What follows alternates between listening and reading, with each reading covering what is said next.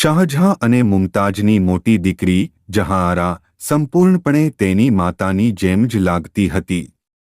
એટલે મુમતાજના અવસાન પછી તેની યાદમાં શાહજહાંએ પોતાની જ દીકરી જહાંઆરા સાથે લગ્ન કરી લીધા. શાહજહાં જહાંઆરાને એટલું પ્રેમ કરતો કે તેણે તેનો લગ્ન કોઈ બીજા સાથે થવા દીધો નહીં. બાપ દીકરીના આ સંબંધને જોઈને જ્યારે મહેલમાં ચર્ચાઓ શરૂ થઈ ત્યારે મૌલવી મુલ્લાઓની એક બેઠક બોલાવવામાં આવી.